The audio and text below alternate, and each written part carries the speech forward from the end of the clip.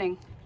Excellent delivery arrived this morning. I've got some live plug plants from Delphland's organic plant.co.uk, I think they're called. Anyway, they're brilliant.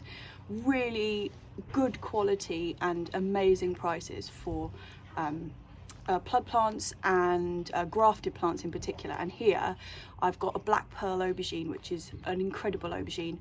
It's really beautiful. It's almost completely round, as you would imagine, and big, black, shiny, just really lovely. Anyway, that's a grafted one, so I'm going to pop that up now. Ooh, if I don't destroy it.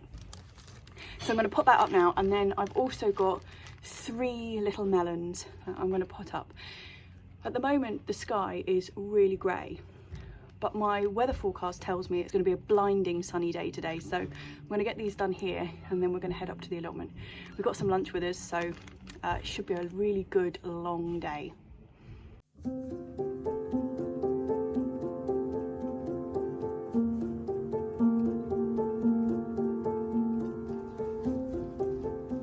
I'm just sticking the melons in these little tiny pots because I'm hoping to get them into their big pots in the greenhouse like pretty soon, so I'm just sticking them in here for like temporary measures, just so that they survive long enough for me to get them in the greenhouse.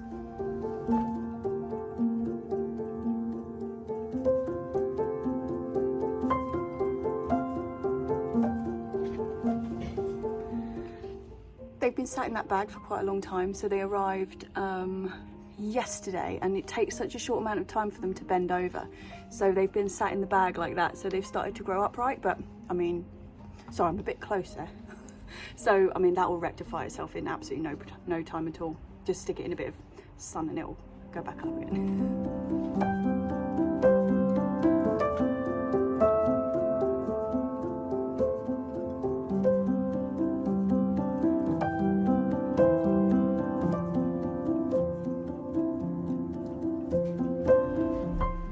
This is my grafted aubergine. Can you see that little clip that's holding the graft together? Lovely.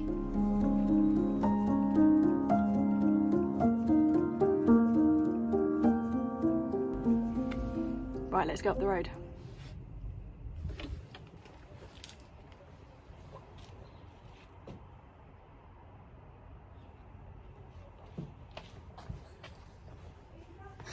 I was just about to leave without you. Come on.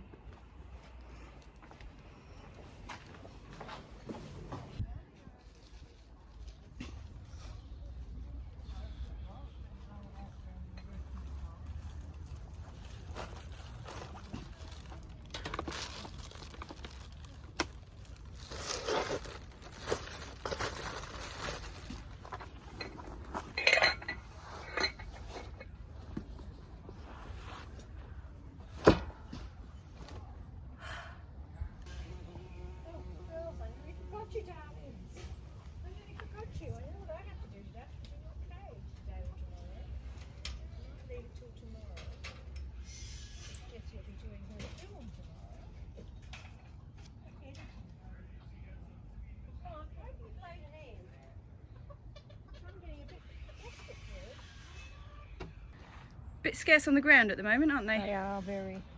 You've got to get to work, girls. Get to work.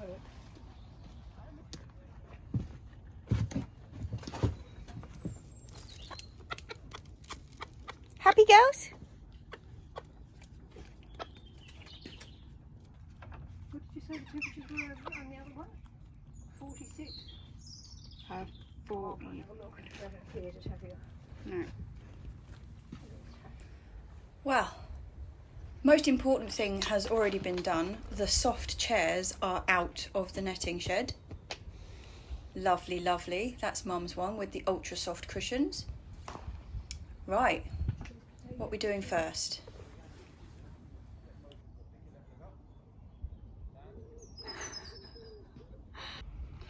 It's absolutely gorgeous up here. Sun's out. I can see from here it looks like it's white on the screen, but actually it's just completely blue, so I'm going to turn the camera around and show it in a minute. But I've got a huge long list of jobs to do today, and I'm not feeling the best. I had my second jab yesterday and I feel fine, but my arm's a bit sore and I just feel a bit meh.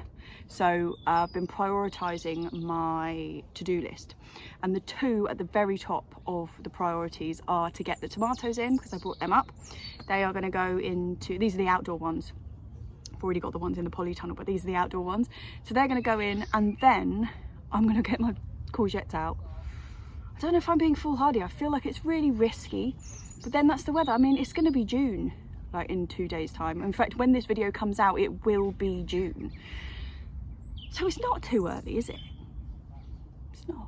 I mean, I've been looking at the nighttime temperatures. They're not going to get below 12 at night here for, yeah, like for the whole week that I can see. So I think it's fine. It's going to be fine. But I'm putting them out anyway, so it better be fine. Sorry, I'm moving around a lot because I'm crouching and my thigh muscles are a bit sore. Yeah, so what was I saying? Yeah, I better just get on with it, I think. That's how sunny it is today.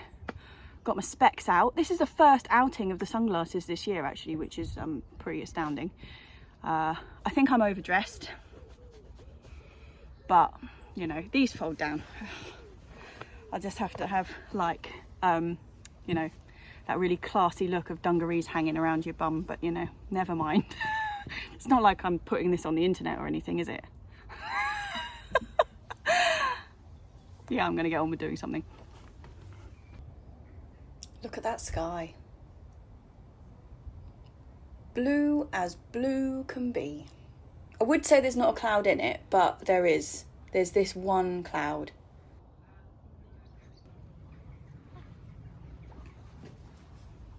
Oh, it's a beautiful day. Okay, let's have a pootle around the pond. It's looking particularly lovely right now.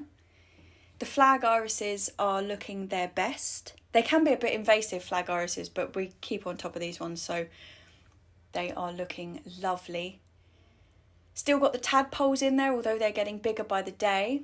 And look at the Californian poppies, they're just so bright. They're incredible, I love them. Loads of things flying around in here. And my Butomus is about to flower. I think I spied a bud the other day. Yep, there's one. This is just the loveliest thing when it's in flower. It's absolutely gorgeous, like a big pink umbral. This has all been weeded, ready to get some more wildflower seed in there, mainly toadflax I'm going to do this year. Everything's looking pretty snaz. And I tell you what else is looking snaz, these tulips are still going. Yeah, I expected all of these tulips to be well over by now, but these guys are just like a powerhouse tulip. My goodness. Because all the dahlias are under here. Dahlias are all coming up. This one's got a bit eaten by the slugs, but some of them are looking a bit better than that. And I'm amazed. It looks like we've only lost one in that really cold temperatures. Looks like we only lost one. And we didn't dig these out or anything. They've been in all winter. Okay, tomatoes. Let's get on with it. This is the bed that the outdoor tomatoes are going to go in. So, as you know, I've got one of every type of tomato, one or more of every type growing in the polytunnel, and they're already in there, apart from one hole, but we'll get back to that later. But that's where we have the most success growing tomatoes by far. And last year was the first year in absolutely ages that I tried to grow any tomatoes outside at all, because they normally get blight just really, really early. Last year they did get blight, but not before they had really produced some quite good tomatoes. So we're going to have another go this year, and I've got a load of spares that aren't going to fit in the poly. So this is what I'm going to do with them. I'm not going to fill the whole bed. I'm just going to do one strip along this edge, and I'm going to plant them quite close together. Because there's just going to be one strip of them, they can kind of expand sideways rather than across each other, if you see what I mean. So they're still going to have quite a lot of space. So I'm just going to try and fit all of these spares in this strip at the back here. They're going to be about 30 centimetres apart, I think. And because I'm planting them like that, I'm not going to give each individual plant a support. I'm going to put, I think, the 4 or 5 canes across the back here and really put them in quite well so they'll be really strong canes, and then string them up between them, which I'm hoping is going to hold them in a nice line. So I'm going to tie them in a bit like I would tie raspberry canes in, and see how we go with that.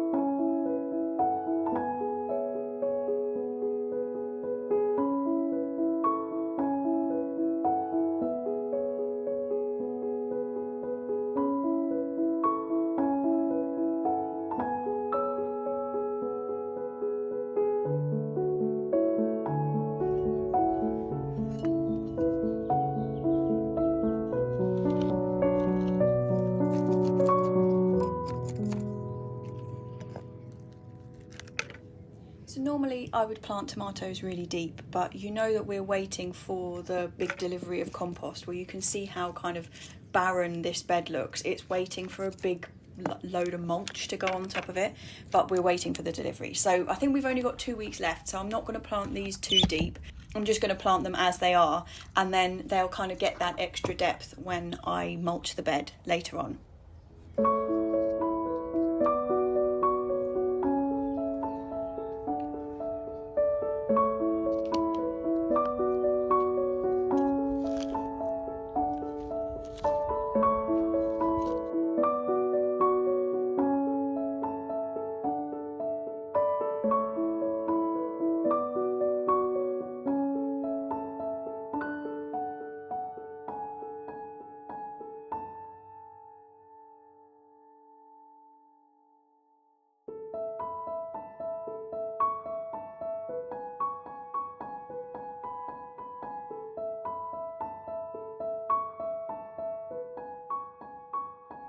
You having a nice time, girlies? You having a lovely time in the dust?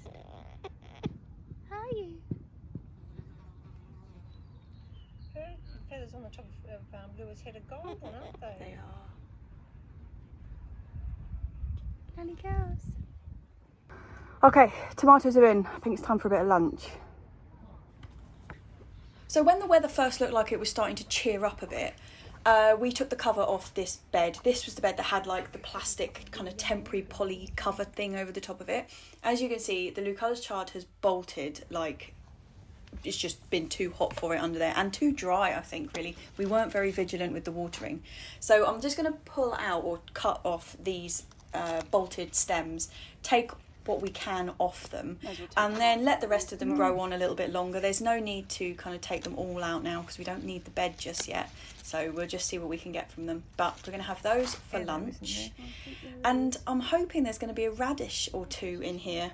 I mean, there's a little white one, but these are very poor radishes. I mean, to be fair, it was really hot under this polytunnel, even though the weather's been a bit crap, and also we weren't very vigilant with the watering. So while the rest of the plot was flooded, this was like a bit of a barren desert, so it's not really a great surprise that the radishes aren't doing much. And I'm going to have some garlic chives as well.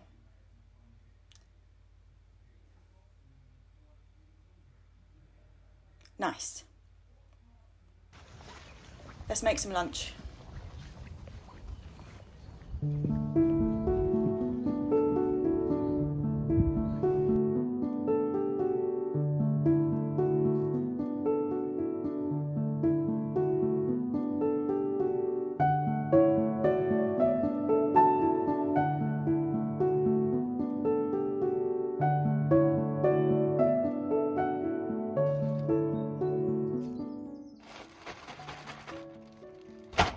Just gonna go and give these a wash.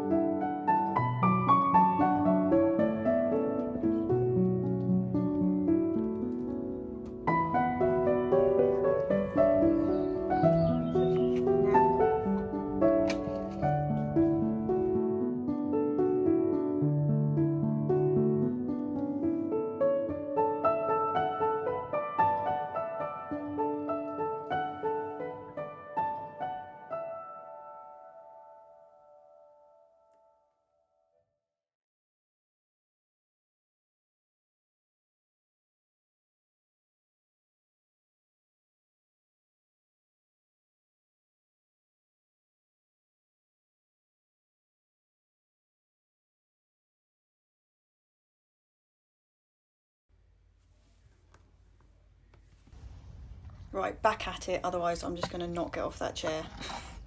This is the one tomato that I didn't put in that row. It is a Japanese black truffelli, and it is going into that one gap that I left last week. Look at these. Sorry, the poppies are distracting me every time, and the chive flowers. Oh, everything's just looking gorgeous.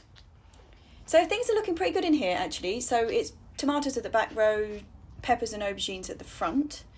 There's a space for an aubergine there, and the space for this little tomato right at the back there. I've also stuck in some basil at the front. This is the Italian basil. I've got Thai on the other side.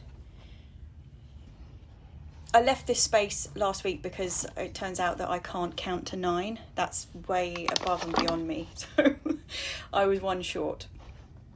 But anyway, I'm glad I've got an extra Japanese black in here because it's a joy. Okay, we are moving on with this list. Next thing is going to be courgettes. Oh, you can see my shadow. Gooey! Yeah, courgettes. So this bed and the one next to it are going to have them in. We've got a bit of dill in this corner, but we're just going to leave that. That will be absolutely fine in there, in its little feathery gloriousness. And there's some celery that we're going to leave for seed up that end. But yeah, all of this space. And this side, so we're going to have borlotti beans going up the arches at one end, and we've got the globe artichoke at the bottom, so all that kind of like L-shaped space between them is going to be courgettes as well. Come on, girly whirly. Where am I going to put this today?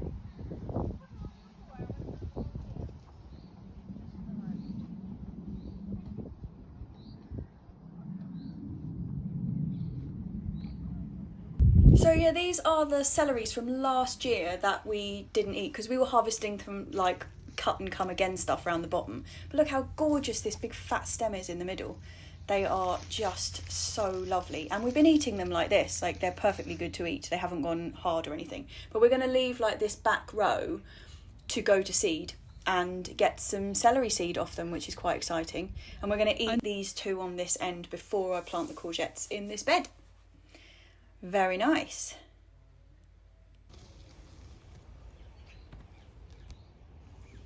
Right, and that one. Okay.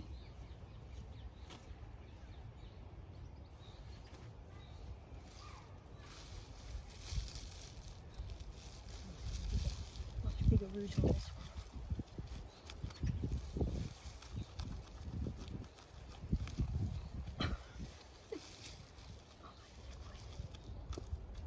Do you want me to do it? I think it's coming.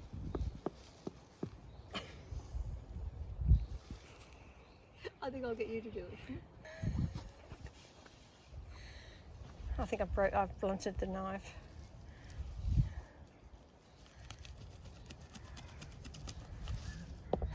Now that's how it's done. Stop. Yep.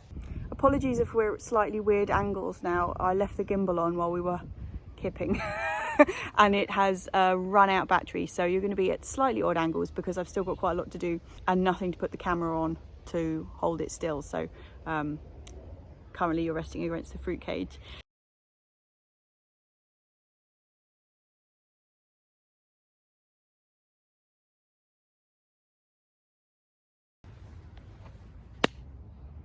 Okay, bit of a weird angle, but we're going to go with it. So, courgettes.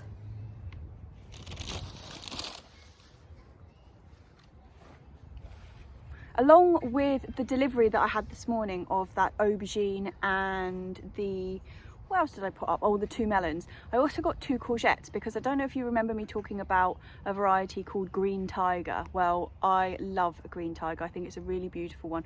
I've grown loads of stripy ones over the years, but that one is the best in my opinion. I think it's a really great one, but I wasn't able to get any seeds, so I've got a plug plant of it.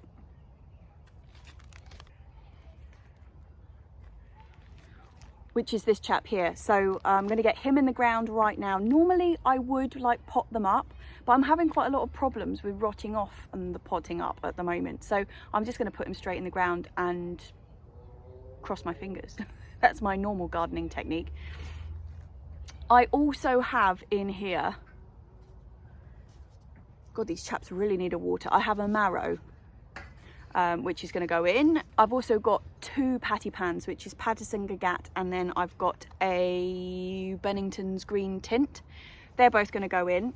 So I'm going to get them all in now. I'm going to split the courgettes between 2 beds actually, because I was going to put them all in one. And I was going to split the pumpkins, but I've realised that that's a bit daft really, because the courgettes can be split because they're just like solitary plants, even if they do get quite big.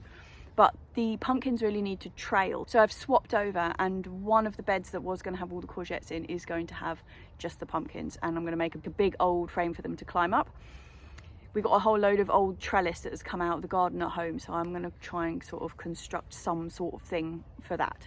But okay, let's plant some courgettes. I'm just going to tuck you down the side of the bed, so it might look a bit strange, but it's the best I can do at the moment, I'm afraid.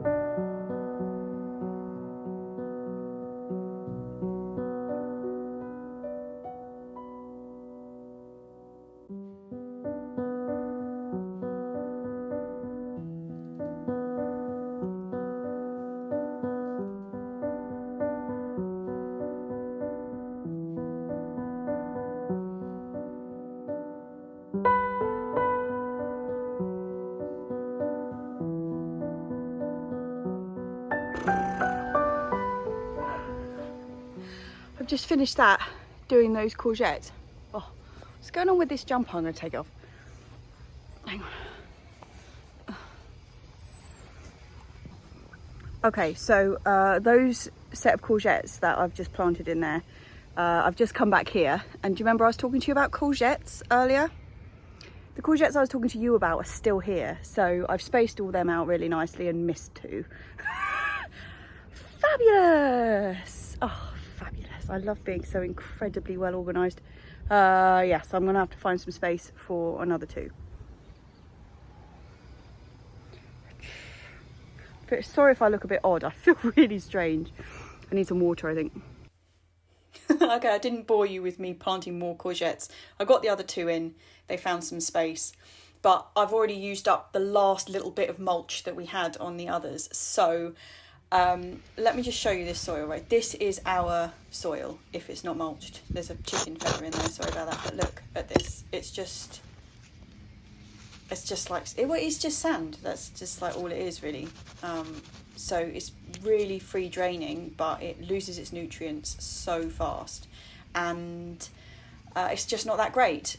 So the mulch is really, really important. Actually, Mum is just over there at the moment, like clearing the last, or bagging up the last of last year's compost, so that we can really turn our compost, because that and the mixture of our own compost and the mulch is what's really improving the soil. Come with me as we venture into the greenhouse. So things are looking pretty good in here, actually, despite it being really hot when we got here this morning. Look at the beans. Beans are looking snaz. I particularly like beans as seedlings, actually. I just think they're really, really attractive. They're so kind of bold. Gorgeous. Right, but this is what I'm in here for, is my 9-star broccoli that you saw me potting up just the other day. I got them as plug plants from that chap, Scott. So this is brilliant. They're looking really healthy. This one had a bit of a run-in with a slug, so he's not looking so good, but not a disaster. Still going to be just fine. So I'm going to get these 4 in the ground today, but because they are semi-perennial, it's a bit of a decision about where to put them. And where I was going to put them is just on this first bed, right at the end there, because next to them I've got the Asturian cabbage trees, and I was going to put them next to it. But that bench, that pallet bench at the back there, is like the last bit of sunshine we get here of an evening. So I want to keep it clear. So I'm thinking what I'm actually going to do is put them up almost the opposite end of the plot, and behind, you know, that little patch of field beans that I left in the middle to see what the beans look like. Firstly, look how tall they've got. I mean, they've doubled in size in 2 weeks.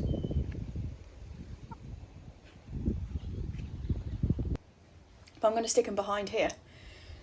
So they'll be in here for, well, I think up to 7 years, they say. So they're going to be in the end of here. These are just the self-seeded rockets that I've been picking. I'll just pick them until they're exhausted, really, and then turf them out.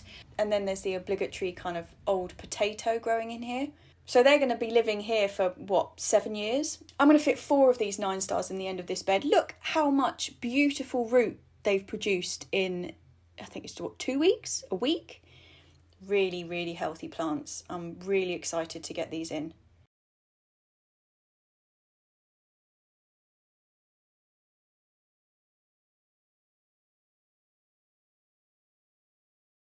So before we head off today, I'm going to pick some more broad beans.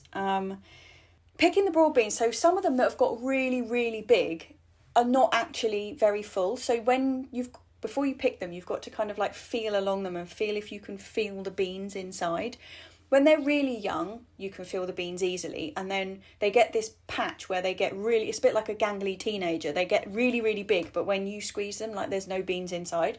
So you have to kind of be quite careful which ones you pick. Otherwise, there can be some disappointment.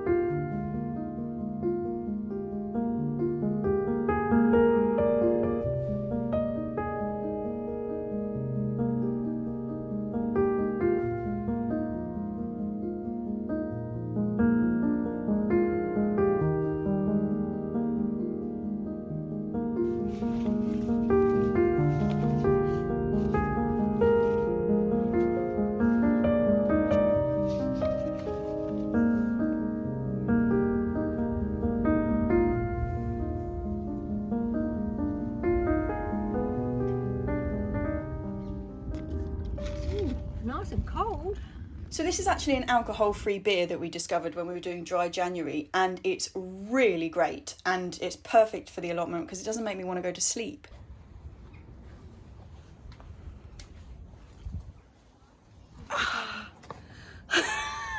It's very dicey sitting on here, a bit dicey trying to sit on this chair, like not looking where you're going, but yeah, it's definitely time for a beer. So I can hardly say it's a hard day's work. Sat in the chair most of the time.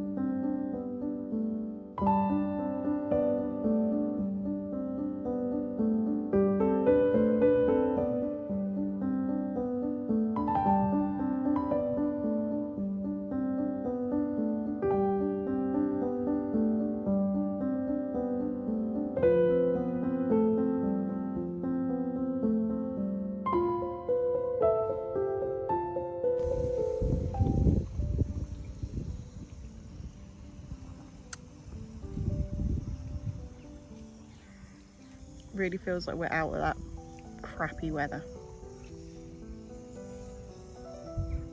Mum's doing battle with the black fly. I'll show you.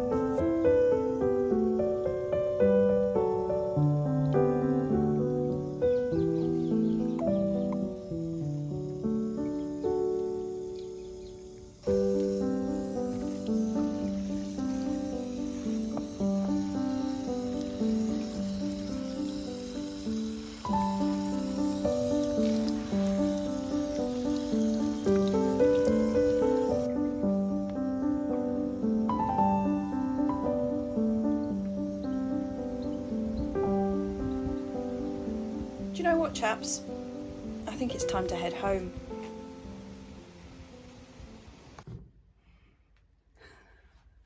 Well, that was pretty nice. It's been a gorgeous day today as well, actually. It's Monday afternoon now, and I've been editing the vlog, watching myself wandering around the allotment looking like a Teletubby. I mean, that's not a glamorous outfit, is it? Oh well, never mind. Glamour isn't the name of the game here. But I'm actually, I don't have a glass of wine to cheers you with because I am going out for dinner tonight. I am going out for dinner, which is quite exciting. Actually, it's more than quite exciting, it's really exciting. So I don't have a glass of wine to cheers you with. And actually, I was thinking earlier about that alcohol-free beer. So in January, so when we were doing the dry January, we tried masses and masses of alcohol-free beers, maybe about 7, 8 different brands, and almost universally they were rank. Like, why would you? Just not keen. But discovered a couple of really good ones. There's one that a brand I can't remember, and we haven't had it since, so I can't really remember what it was. But there were 2 Brewdog ones, and actually I'd had them both before because a couple of years ago I had a medication change and I wasn't able to drink on it. And that medication looked like it could have been a really long-term one, and it looked like I wasn't going to be able to drink sort of long term. And it just so happened that there was a Brewdog pub not very far from where I work, and I kind of read that they had quite a good range of non-alcoholic beers and things in their pubs, and they were not wrong. I mean, they were really good. They do 2, Nanny State, which is the one we were drinking at the allotment, and also Punk AF. Both of them really nice beers, and I would quite happily like opt to drink them, which is quite something. I mean, I'm not much of a beer drinker anyway, I have to say, and it does send me to sleep. So if we're drinking at the allotment, or I just really fancy a beer, you know, and it's really, really hot, just there's nothing better than a really cold beer. But beer sends me to sleep. So I've discovered the 2 Brewdog ones are absolutely top notch. So if you want like if you're looking, this is not sponsored by Brewdog, I just like to say, I've got nothing to do with Brewdog. Nothing at all. I don't know why I'm going on about it so much, but they're just really good. Yeah, I think I'm just overexcited because I'm going out. Sorry. Anyway, I'm going to stop rambling because this is a really long vlog, and by the time this comes out, which is going to be tomorrow, it is going to be the 1st of June. June, can you believe it? And we've just kind of hit the good weather. So I feel like the next month is going to be not, what's his name? Not Usain Bolt. It's going to be like on the up, you know what I mean? That was more like, who does that? yeah, just let's call it a day. I think I'm rambling. Let's call it a day. And I will see you on Thursday. I'm not sure what for. I haven't got anything up my sleeve for Thursday at all yet. If you've got anything specific you're after, maybe drop me a line underneath, because I'm clueless currently. And Johanna's coming up on Wednesday, Johanna, my sister, because it's her birthday, so I'm not going to have a day of filming then. So we will see what I come out with. And if that's a complete shambles, I will see you next Tuesday for more of this. See you soon, chaps. I'll just do like, I've got a water bottle. Cheers.